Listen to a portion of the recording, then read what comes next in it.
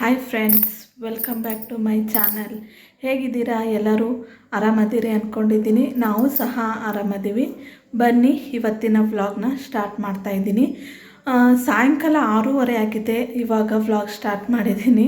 ಯಾಕಪ್ಪ ಅಂದರೆ ಇವತ್ತು ಶನಿವಾರದ ವ್ಲಾಗ್ ಆಗಿರುತ್ತೆ. ಇದು ಶನಿವಾರ ಮಕ್ಕಳಿಗೆ ಹಾಫ್ ಡೇ ಇರುತ್ತೆ. ಅವರಿಗೆ ಹಸುವಾಗ್ತಿದೆ ಅಂತೆ, ಏನಾದರೂ ಮಾಡಮ್ಮ ಟಿಫಿನ್ನು ಅಂತ ಹೇಳಿ ತಲೆ ತಿಂತಿದ್ದಾರೆ. ಹಾಗಾಗಿ ಇವಾಗ ಅವ್ರಿಗೇನಾದರೂ ಸ್ನ್ಯಾಕ್ಸ್ ಮಾಡಬೇಕಂತೆ. ಅವರೆಲ್ಲ ಅದು ಮಾಡಮ್ಮ ಇದು ಮಾಡಮ್ಮ ಅಂತ ಹೇಳ್ತಿದ್ದಾರೆ. ಈ ಟೈಮಲ್ಲಿ ಅವೆಲ್ಲ ಲಾಂಗ್ ರೆಸಿಪೀಸ್ ಮಾಡೋಕ್ಕಂತರೂ ನನ್ನ ಕೈಲಿ ಆಗೋದಿಲ್ಲ. ಹಾಗಾಗಿ ಅವೆಲ್ಲ ಬೇಡ, ಏನು ಮಾಡ್ಬೇಕು ಹೇಳಿ ಅಂತ ಅಂದಿದ್ದಕ್ಕೆ ನೋಡಿ ಶಾಪಿಗೆ ಹೋಗಿ ಸೇವ್ ತೊಗೊಂಬಂದಿದ್ದಾಳೆ. ಗಿರ್ಮಿಟ್ ಮಾಡಬೇಕಂತೆ. ಅದಕ್ಕೇ ಉತ್ತರ ಕರ್ನಾಟಕದ ಸ್ಪೆಷಲ್ ಗಿರ್ಮಿಟ್ಟು. ಅದ್ರ ಜೊತೆ ಮಿರ್ಚಿ ಇದ್ದರೆ ಸಖತ್ತಾಗಿರುತ್ತೆ. ಇವರು ಮಿರ್ಚಿ ಅಂಥವೆಲ್ಲ ತಿನ್ನೋದಿಲ್ಲ. ಅವರಿಗೆಲ್ಲ ಗೋಬಿ ಅದು ಇದನ್ನೇ ಬೇಕು. ಅವೆಲ್ಲ ಹೊರಗಡೆ ತಿನ್ನೋದು ಕಡಿಮೆ. ನಾವು ಮನೆಯಲ್ಲಿ ಲಾಂಗ್ ಪ್ರೊಸೀಜರ್ ಅದನ್ನು ಮಾಡೋಕ್ಕಾಗಲ್ಲ. ಹಾಗಾಗಿ ಗಿರ್ಮಿಟ್ ಮಾಡಿಕೊಡು ಅಂತೇಳಿ ಸೇವ್ ತೊಗೊಂಬಂದಿದ್ದಾಳೆ. ಗಿರ್ಮಿಟ್ ಮಾಡಿಕೊಡ್ತೀನಿ ಇವಾಗ ಅವಳಿಗೆ. ಬನ್ನಿ, ನೀವು ಸಹ ಉತ್ತರ ಕರ್ನಾಟಕದ ಸ್ಪೆಷಲ್ ಗಿರ್ಮಿಟ್ನ ಹೇಗೆ ಮಾಡೋದು ಅಂತ ನೋಡಿ. ನೀವು ಸಹ ನಿಮ್ಮ ಮನೇಲಿ ಮಾಡ್ಕೊಂಡು ತಿಂದು ಹೇಗಿತ್ತು ಅಂತ ಕಮೆಂಟ್ ಮಾಡಿ ಹೇಳಿ. ಸರಿ, ಬನ್ನಿ ಗಿರ್ಮಿಟ್ ಹೇಗೆ ಮಾಡೋದು ಅಂತ ನೋಡೋಣ. ನಾನು ಆಲ್ರೆಡಿ ಇವಾಗ ಅದಕ್ಕೆಲ್ಲ ಕಟ್ಟಿಂಗ್ ಮಾಡಿ ಇಟ್ಕೊಂಡಿದ್ದೀನಿ. ಈರುಳ್ಳಿ, ಟೊಮೆಟೊ, ಮೆಣಸಿನ್ಕಾಯಿ ಎಲ್ಲನೂ ಸಹ ಕಟ್ಟಿಂಗ್ ಮಾಡಿ ಇಟ್ಕೊಂಡಿದ್ದೀನಿ. ಇನ್ನು ಒಗ್ಗರಣೆ ಮಾಡಿಕೊಂಡು ಗೊಜ್ಜು ಮಾಡಿಕೊಂಡು ಅದನ್ನು ಮಂಡಕ್ಕಿಗೆ ಹಚ್ಕೊಂಡ್ಬಿಟ್ರೆ ಗಿರ್ಮಿಟ್ಟು ರೆಡಿ ಆಗುತ್ತೆ. ಗಿರ್ಮಿಟ್ ಮಾಡಿ ಕೊಡ್ತೀನಿ, ನಿಮ್ಮ ಜೊತೆಗೂ ಶೇರ್ ಮಾಡ್ಕೊತೀನಿ. ಉತ್ತರ ಕರ್ನಾಟಕದ ರೆಸಿಪಿಗಳು ನನ್ನ ಚಾನಲ್ನಲ್ಲಿ ಬರ್ತಾ ಇರುತ್ತೆ. ದಯವಿಟ್ಟು ಸಪೋರ್ಟ್ ಮಾಡಿ ಹೀಗೇ. ಸರಿ, ಬನ್ನಿ ಗಿರ್ಮಿಟ್ ಹೇಗೆ ಮಾಡೋದು ಅಂತ ನೋಡೋಣ. ಗಿರ್ಮಿಟ್ ಮಾಡ್ಕೊಳ್ಳೋಕ್ಕೆ ಮೊದಲಿಗೆ ಒಗ್ಗರಣೆ ಮಾಡ್ಕೋಬೇಕು. ನಮ್ಮ ಸೈಡು ಉತ್ತರ ಕರ್ನಾಟಕದ ಸೈಡು ಇದನ್ನು ಒಗ್ಗರಣೆ ಅಂತೀವಿ. ಬೆಂಗಳೂರು ಸೈಡು ಇದಕ್ಕೆ ಗೊಜ್ಜು ಅಂತಾರೆ. ನಾನು ಒಗ್ಗರಣೆ ಮಾಡ್ಕೊಳ್ಳೋಕ್ಕೆ ಇಲ್ಲಿ ಒಂದು ಬಳ್ಳಿನ ಬಿಸಿಗಿಟ್ಕೊಂಡು ಅದಕ್ಕೆ ಆಯಿಲ್ ಹಾಕ್ಕೊಂಡಿದ್ದೀನಿ. ಆಯಿಲು ಸ್ವಲ್ಪ ಬಿಸಿ ಆಗಲಿ. ಆಯಿಲು ಬಿಸಿ ಆಗಿದೆ, ಅದಕ್ಕೆ ಸ್ವಲ್ಪ ಶೇಂಗಾನ ಹಾಕ್ಕೊಳ್ತಾ ಇದ್ದೀನಿ. ಶೇಂಗಾ ಸ್ವಲ್ಪ ಬ್ರೌನ್ ಆಗೋವರೆಗೂ ಫ್ರೈ ಮಾಡ್ಕೋಬೇಕು. ನೋಡಿ, ಶೇಂಗಾ ಫ್ರೈ ಆಗಿದೆ. ಒಂದೊಂದು ಶೇಂಗಾ ಫುಲ್ ಓಪನ್ ಆಗಿದೆ. ಈ ಥರ ಆದರೆ ಶೇಂಗಾ ಫ್ರೈ ಆಗಿದೆ ಅಂತ ಅರ್ಥ. ಇವಾಗ ಇವನ್ನ ಒಂದು ಬೌಲಿಗೆ ತೆಕ್ಕೊಳ್ತೀನಿ. ಫ್ರೈ ಮಾಡಿ ಯಾಕೆ ತೆಕ್ಕೊಳ್ತಿದ್ದೀನಿ ಅಂದರೆ, ಇದಕ್ಕೆ ನಾವು ಈರುಳ್ಳಿ ಎಲ್ಲ ಹಾಕ್ಕೊಳ್ತೀವಲ್ಲ, ಶೇಂಗಾ ಫ್ರೈ ಆಗಿದ್ದು ಮೆತ್ತಗಾಗಿಬಿಡುತ್ತೆ ಈರುಳ್ಳಿ ಜೊತೆಗೆ. ಹಾಗಾಗಿ ಇವನ್ನ ತೆಕ್ಕೋಬೇಕು. ತೆಕ್ಕೊಂಡಾದಮೇಲೆ ಒಂದು ಅರ್ಧ ಸ್ಪೂನಷ್ಟು ಸಾಸಿವೆ ಜೀರಿಗೆ ಹಾಕ್ಕೊಳ್ತಾ ಇದ್ದೀನಿ. ಮತ್ತು ಹಸಿಮೆಣ್ಸಿನ್ಕಾಯಿ, ಈರುಳ್ಳಿ ಏನು ಹೆಚ್ಚಿಟ್ಕೊಂಡಿದ್ನಲ್ಲ ಅದನ್ನು ಆಯಿಲಲ್ಲಿ ಹಾಕ್ಕೊಳ್ತಾ ಇದ್ದೀನಿ. ಇದು ಚೆನ್ನಾಗಿ ಫ್ರೈ ಆಗಬೇಕು.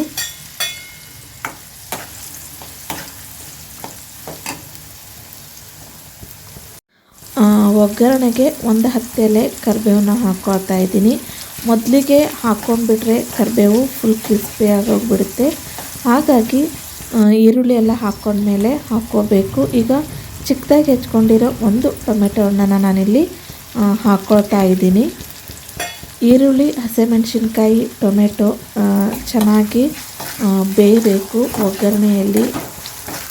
ಅಲ್ಲಿವರೆಗೂ ಇದನ್ನು ಚೆನ್ನಾಗಿ ಬೇಯಿಸ್ಕೋಬೇಕು. ನೋಡಿ, ನಿಮಗೆ ಗಿರ್ಮಿಟ್ಟು ಮೆತ್ತಗಿರಬೇಕು ಅನ್ನೋದಾದರೆ ಈ ಟೈಮಲ್ಲಿ ಸ್ವಲ್ಪ ಅದಕ್ಕೆ ನೀರು ಹಾಕ್ಕೋಬೇಕು. ಇಲ್ಲ ನಮಗೆ ಕ್ರಂಚಿ ಕ್ರಿಸ್ಪಿಯಾಗಿ ಗಿರ್ಮಿಟ್ ಬೇಕು ಅನ್ನೋದಾದರೆ ನೀರನ್ನ ಹಾಕ್ಕೋಬೇಡಿ. ನಮ್ಮ ಮನೆಯಲ್ಲಿ ಮೆತ್ತಗಿರೋ ಗಿರ್ಮಿಟ್ ಯಾರೂ ಇಷ್ಟಪಡಲ್ಲ. ಹಾಗಾಗಿ ನಾನು ಇಲ್ಲಿ ನೀರನ್ನ ಹಾಕ್ಕೊಂಡಿಲ್ಲ. ಆಯಿಲಲ್ಲೇ ಈರುಳ್ಳಿ ಎಲ್ಲನೂ ಫ್ರೈ ಮಾಡ್ಕೊಂಡಿದ್ದೀನಿ. ಈರುಳ್ಳಿ ಎಲ್ಲ ಬೆಂದಾಯಿತು. ಅದಕ್ಕೆ ರುಚಿಗೆ ತಕ್ಕಷ್ಟು ಉಪ್ಪು ಮತ್ತು ಅರಿಶಿನ ಹಾಕ್ಕೊಂಡು ಚೆನ್ನಾಗಿ ಬೇಯಿಸ್ಕೊಂಡಿದ್ದೀನಿ. ಇವಾಗಿದು ಒಗ್ಗರಣೆ ರೆಡಿ. ಈ ಒಗ್ಗರಣೆ ಸ್ವಲ್ಪ ತಣ್ಣಗಾಗಬೇಕು, ಅಂದರೆ ಗಿರ್ಮಿಟ್ಟು ಚೆನ್ನಾಗಿ ಬರುತ್ತೆ. ನೋಡಿ ಫ್ರೆಂಡ್ಸ್, ಒಗ್ಗರಣೆ ಎಲ್ಲ ಮಾಡ್ಕೊಂಡಾದಮೇಲೆ ಟೀಗೆ ಇಟ್ಕೊಂಡಿದ್ದೀನಿ. ಈ ಟೀ ಕುದಿಯೋ ಅಷ್ಟೊತ್ತಿಗೆ ಒಗ್ಗರಣೆ ಏನು ಮಾಡ್ಕೊಂಡಿದ್ದೀನಲ್ಲ ಅದನ್ನು ಮಂಡಕ್ಕಿಗೆ ಹಚ್ಕೊಂಡು ಗಿರ್ಮಿಟ್ಟನ್ನ ರೆಡಿ ಮಾಡ್ಕೊಳ್ಳೋಣ. ನೋಡಿ, ಒಗ್ಗರಣೆ ಎಲ್ಲ ಮಾಡ್ಕೊಂಡಾಗಿದೆ. ಇಲ್ಲಿ ನಾನು ಒಗ್ಗರಣೆ ತೊಗೊಂಡಿದ್ದೀನಿ. ಮೇಲೆ ಸ್ವಲ್ಪ ಹಾಕ್ಕೊಂಡು ತಿನ್ನೋಕ್ಕೆ ಟೊಮೆಟೊ, ಈರುಳ್ಳಿ ಮತ್ತು ಸ್ವಲ್ಪ ಕೊತ್ತಂಬರಿ, ಸೇವು, ಕರೆದಿಟ್ಕೊಂಡಿರೋ ಶೇಂಗಾ ಮತ್ತು ಸ್ವಲ್ಪ ಪುಟಾಣಿ ಹಿಟ್ಟು. ಇದು ಚುಮರಿ ಕ್ರಿಸ್ಪಿಯಾಗಿದೆ. ಇದು ಚುಮರಿ ಮತ್ತೆ ಬಿಸಿ ಮಾಡೋ ಅವಶ್ಯಕತೆ ಏನಿಲ್ಲ. ಅಕಸ್ಮಾತ್ ಮೆತ್ತಗಿದ್ದರೆ ನೀವು ಸ್ವಲ್ಪ ಒಗ್ಗರಣೆ ಏನು ಮಾಡ್ಕೊತೀರಲ್ಲ ಆವಾಗ ಹಚ್ಕೊಂಡು ಬಿಸಿನ ಮಾಡ್ಕೊಳ್ಳಿ. ಬನ್ನಿ ಇವಾಗ ಹಚ್ಕೊಳ್ಳೋಣ. ಮೊದಲೇ ಈ ಶೇಂಗಾ ಐತಲ್ಲ ಇದಕ್ಕೆ ನಾವು ಸ್ವಲ್ಪ ಉಪ್ಪು ಮತ್ತು ಖಾರದ ಪುಡಿನ ಹಾಕ್ಕೊಳ್ಳೋಣ. ಚಿಟಿಕೆ ಅಷ್ಟೇ.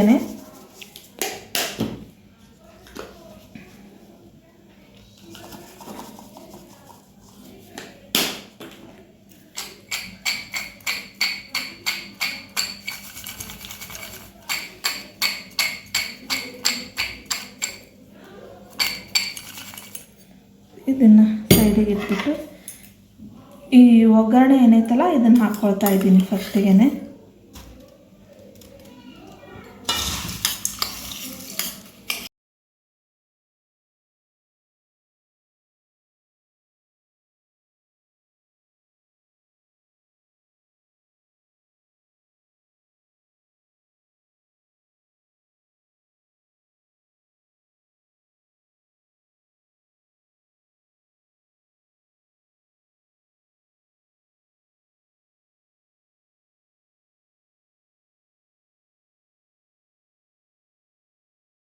ಎಲ್ಲ ಮಂಡಕ್ಕಿಗೂ ಒಗ್ಗರಣೆ ಹಚ್ಕೊಂಡಿದೆ. ಇವಾಗ ಇದಕ್ಕೆ ಪುಟಾಣಿ ಹಿಟ್ಟನ್ನ ಹಾಕ್ಕೊಳ್ತೀನಿ. ಈ ಪುಟಾಣಿ ಹಿಟ್ಟನ್ನ ಎಷ್ಟು ಹಾಕ್ಕೋತೀರೋ ಅಷ್ಟು ಟೇಸ್ಟಾಗಿ ಬರುತ್ತೆ ಗಿರ್ಮಿಟ್ಟು.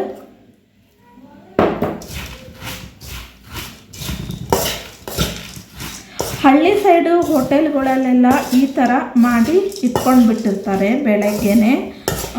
ಚಿಕ್ಕ ಚಿಕ್ಕ ಹೋಟೆಲ್ಗಳಿರುತ್ತಲ್ಲ ಹಳ್ಳಿಯಲ್ಲಿ, ಆ ಹೋಟೆಲ್ಗಳಲ್ಲಿ ಈ ಥರ ಮಾಡಿ ಇಟ್ಕೊಂಡು ಬಿಡ್ತಾರೆ.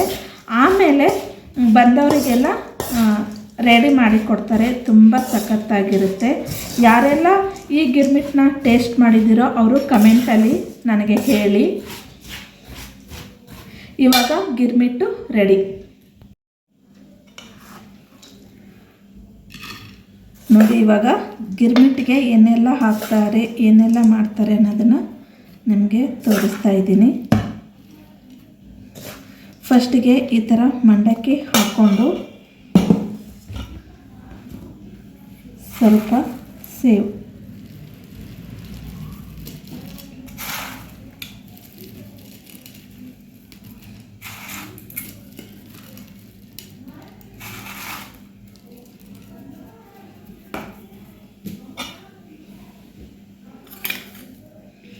ಕರೆದಿಟ್ಕೊಂಡಿದ್ನಲ್ಲ ಅದು ಶೇಂಗಾ,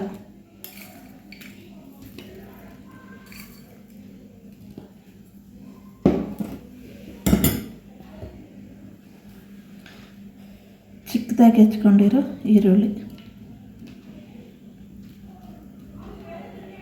ಸ್ವಲ್ಪ ಟೊಮೆಟೊ,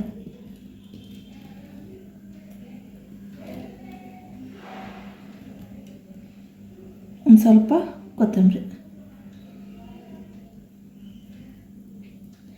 ಇದ್ರ ಜೊತೆ ಮೆಣಸಿನ್ಕಾಯಿ ಮಿರ್ಚಿ ಇದ್ರಂತೂ ಇನ್ನೂ ಸಖತ್ತಾಗಿರುತ್ತೆ. ನನ್ನ ಮಕ್ಕಳು ಮಿರ್ಚಿ ಏನು ತಿನ್ನೋಲ್ಲ, ಅದಕ್ಕೆ ನನಗೋಸ್ಕರ ಈ ಮೆಣಸಿನ್ಕಾಯಿನ ಇಟ್ಕೊಂಡಿದ್ದೀನಿ. ನನ್ನ ಮಗ ಟೇಸ್ಟ್ ಮಾಡ್ತಾನಂತೆ. ಸರಿ ಅಪ್ಪಾಜಿ ತಿನ್ನು.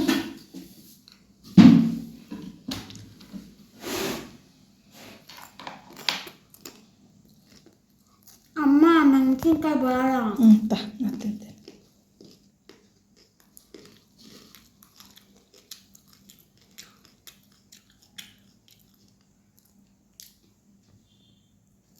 ಚೆನ್ನಾಗೈತಾ?